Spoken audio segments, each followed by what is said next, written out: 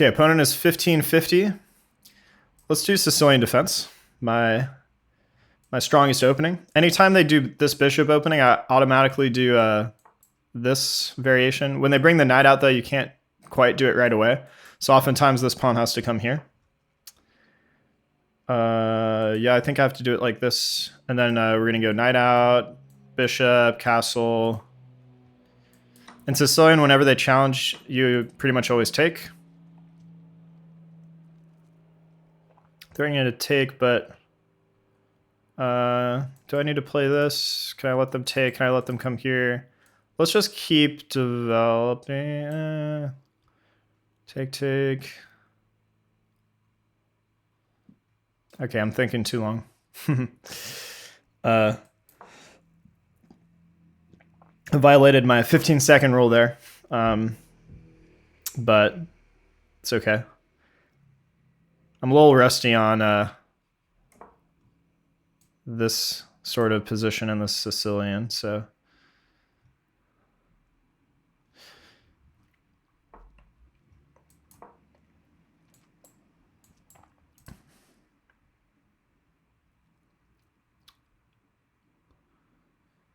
So yeah, our position is not super active, but you know, we're solid. Everything seems fine.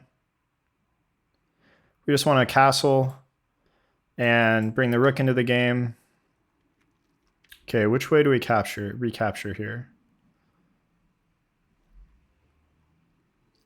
Let's put the bishop on the long diagonal.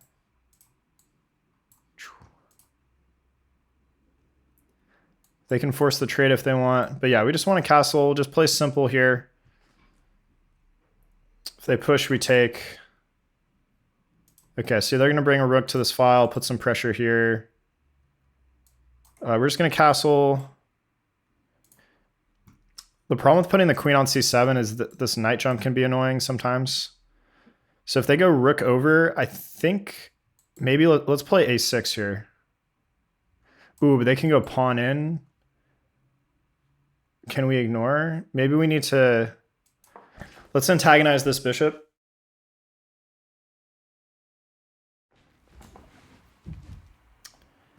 The problem is if they take us, we take, and then this is vulnerable.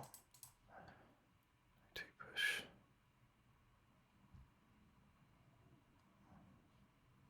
If we go here, they come in with the knight. If we go here, they push. We can go, okay, I think we can go knight back. So if they push, I think we can go knight here. And it doesn't quite work. Well, let's just stay good on the clock. But yeah, there's some problems here. So yeah, I think they take, yeah. Then they win this pawn, but it might be hard to hold this pawn long term. So now should we block here or should we jump out?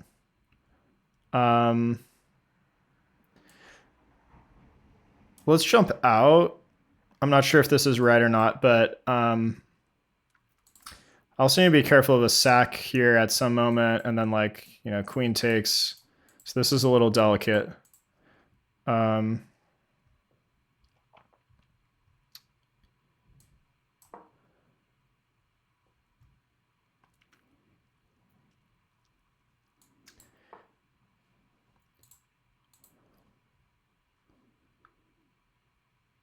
Maybe we, can we take this knight?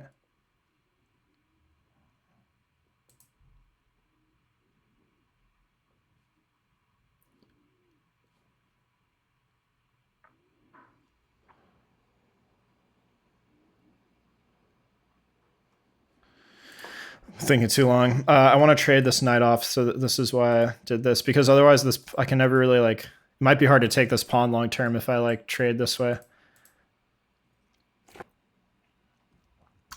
Definitely don't love my position here. Yeah, and they also can do this, but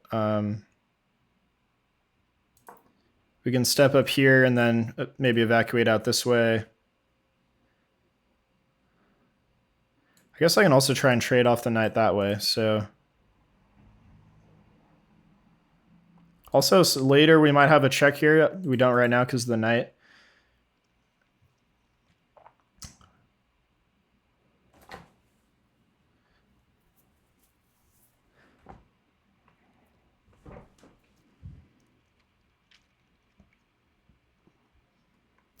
gonna try to really focus and win this one somehow.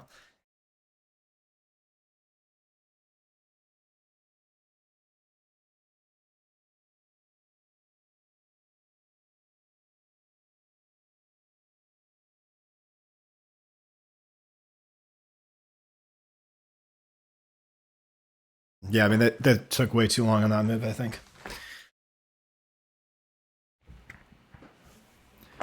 Ooh, I do have a fork, but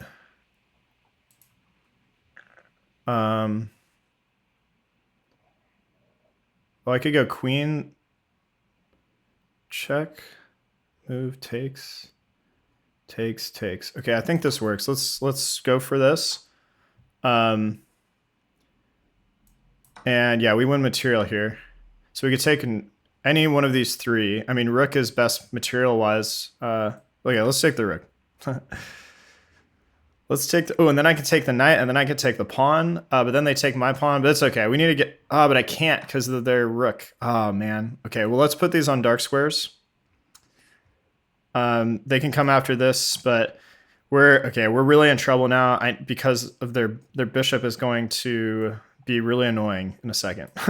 I need to try and win it this way. I can't quite do that, though, for reasons that you guys will see in a minute. Ooh, I should have gone 2 with this maybe, because then I need to also get this pawn out of the way and I need my king and my rook to help me on this, but let's go here. So they have to go, yeah, they have to go there. Okay, I have 20 seconds. They have about 30. So I need to go here, I need to go here, I need to go here, I need to take. And I need to make sure they don't get a pass pawn in the meantime. If they push, I push. If they push... So yeah, I think they can make a pass pawn, but I think I might be able to take these in time and be okay. Okay. Oh, they have this, though. Well, it's fine. I think now I take...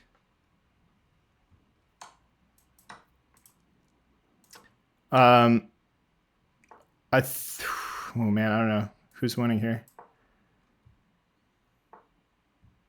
I think I probably push there. After that, I might be winning now. I think I was losing before. Let's just take. I need to make sure, though. Yeah, so they can make a pass pawn over here. Oh, no. They're winning. No. Oh, man. Okay, well, let's make them. They have to take. Oh, wait, no, I catch it. Okay, I catch it. We're okay. Ooh, I miscalculated that. Okay, I think we're winning. They can't take because then I run. Ooh, although...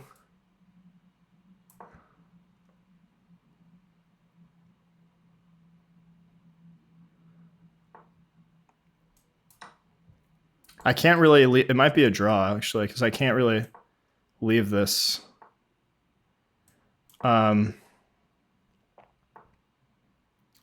wonder if I can straddle the position here. Because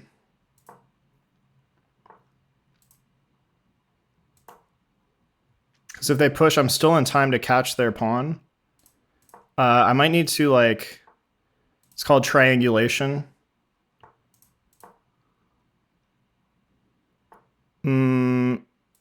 Oh no, yeah, wait. So okay, if I go here, this is the move. This is the way to win, I think. Oh yeah, no, okay, now we're definitely winning this, guys. Definitely winning this. Because now I just come take this pawn. They can't leave my pawn. They shouldn't have pushed this. Because now it's vulnerable. Yeah, we just win now. Make sure we don't stalemate. Make sure we don't lose on time.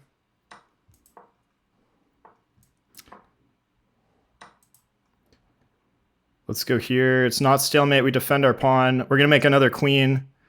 And then we're going to checkmate. Easiest way to win. All right. That was an exciting endgame. Let's go. If you enjoyed that, drop a like on the video. Subscribe to the channel. Let's do some analysis on that.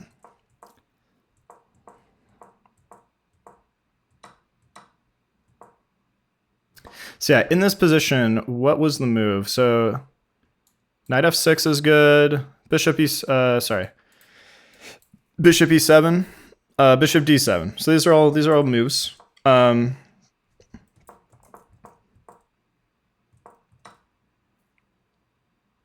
they say bishop takes is best here. Now here things start to feel a little uncomfortable. They have a lot of pressure here. If you do nothing, the problem is they take you. Actually, wait. I guess they don't have enough firepower on this yet. Sorry, I take it back. Yeah, what was I worried about here? Maybe it was a move for 2 later. Oh yeah, I was worried about d5, I think. Because yeah, now where does the knight go? Oh, they say knight e8. Okay, I should have considered that move. That was just not even on my radar. But knight e8, you're defending this pawn. So I mean, generally you don't want to put your knight on the back rank, but there are plenty of scenarios where it is okay and it is necessary. And here it makes sense, I think, because number one, you're defending this, but also number two, like you're going to trade at some point and like the knight can come back out easily. It's not like trapped here forever. So yeah, I should have considered that, but let's see, was there anything else that was decent? Knight d5, I was worried about losing a pawn here because they have so much heat from, like, they have like three things attacking. I only have 2 defending. So like, let's just say knight takes, bishop takes. Like, don't I lose a pawn? Or worse? Why not rook takes you? Oh, this bishop is hanging. Okay, so I guess like they need to, well, they do this and then, yeah, I feel like I'm losing a pawn. So overruled. I don't agree with knight d5. But okay, let's continue. So, well, actually, let's try and draw a conclusion. So in this opening, what led to the uncomfortability here? Well, I guess everything's fine. Like if I just go knight e8 here, I guess everything's okay. So we didn't necessarily make any. So yeah, I would say knight h7 was the slight mistake. And now they're up a pawn, and this is a pretty strong pawn. The rook supports it. It's not super easy for me to attack this. I can put 1 rook on it, but it's hard for me to put 2 rooks on it. And well, yeah, and the thing is they get this knight on it, so it's like even if I had 2 rooks, I can't really take it. So yeah, they made a little tactical blunder here. So we got material back. And in general, first of all, they aren't trapping the queen. I can also go queen h3 here. And I think I'm fine there.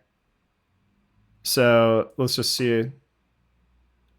Well, the the analysis bar disagrees, but eval bar. They say queen g2. I guess white is up 1 pawn, so yeah. But in general, you don't want to open up your king like this. I've talked about this in some previous episodes. It's just a very risky thing to do in general, and they overlooked this tactic. And yeah, so now we're up material, just up 1 pawn. But and here I miscalculated. I thought after I take that I'm just gonna win this pawn, but actually the rook will be defending. So oversight by me.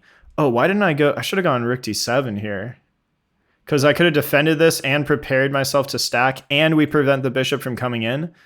Oh man, that was the move. Yeah, rook d7, top move. This would have been such an easier win than what than what I put myself through.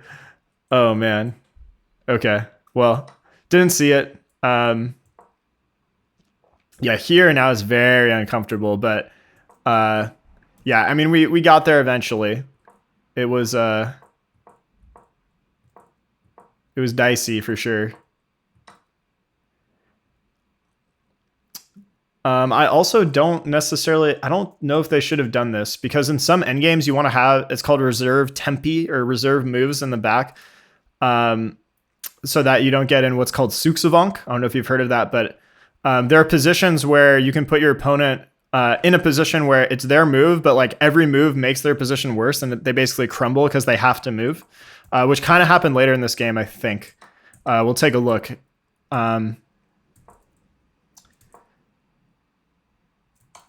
So yeah, here is kind of an example of Suksavonk. Like you can't go back. Like if you go straight back, then I'm infiltrating. If you push, I think I take. If you push, then I'm in time, and now I have 2 pawns. Okay, let's just demonstrate. I have 2 passed pawns that you have to deal with. Meanwhile, I only have 1, and I'm there in time, so I can just push these and win. The white king can't stop that. So this position actually is an example of Suksavonk, I would say. And yeah, after this move, Eval Bar doesn't like this. What do they want me to play? King d6. Oh, they wanted me to. Yeah, I wasn't sure whether to come up or whether to like come grab these pawns. More in this position. Like, do I go king d4 here? Computer says king d4 and just come grab this. But like, I don't know. They go here. Oh, and then okay. If they do this, then you're pushing. So yeah, they have to stay like in front of your pawn. So yeah, you can take, and then if they come here, you come back. Yeah. Okay, this was the winning idea. So now we have a pass pawn. We can just come take this pawn and win. So that was the easier win, was to get this pawn first, probably. Because yeah, now they still, the thing is, guys, even though like you think like, okay, they can't push because we take, the thing is they have a 3-2 majority, and when they push and you take, you give them a pass pawn. So you need to make sure your king is always within range to stop this, because like in this position with my king here, you can see the eval bar, it's game over. I can't stop the pawn. And as a refresher, there's that, I forget what it's called. I call it like the square trick. If my king can move within the square that this pawn sits on, then I can stop it. Here, I am not within the square, right? So I cannot stop it. And I need to be within this square now. I'm not there, so they promote. Okay, so, some tricks here, And yeah, I'm still winning. Well, I felt like this was a draw in this. I felt like this position was a draw. So I wonder what the winning plan here was, because in case it's not clear, guys, so they can't take because then we're off to the races. I also can't leave this pawn for the same reason, because then he's off to the races. But what I tried to do, and what I ultimately did successfully, was bridge the gap between these, where I stayed flexible. I stayed close enough to my own pawns to do what I wanted to do, while still remaining close enough to white's pawn to stop it if it starts to run away. I learned that from, I think it was from like there's some endgame things that I've learned that from, where you kind of have to bridge that gap. There's some, I can't remember if it was from Lucina position. There's some classic endgames that I learned that from. But so my goal here, what I needed to do, and what I eventually figured out with 10 seconds on the clock, which I'm pretty proud of myself for, because this is not an easy endgame to win, is I need to get my king on this square, because if white pushes, again, the rule is, or let's just get to the position where I'm on that square so we can see it easier. Okay, in this position, if white runs, now I can catch it because I'll be within the square, right? Which is what happened in the game. And once they move this, they can never defend it anymore. And the thing is, my pawns are just perpetually safe because they can never come take this back pawn, or this guy promotes. So I have all the time in the world here to just come take this guy. And once they get behind your pawn, you just send it, and it's game over. You still have to be careful here, though. If they get like a pawn close to you, you could be in trouble. So the simplest thing is let's just protect this pawn. Let's make it so these pawns can never advance. And I think they fairly quickly resigned here in this position.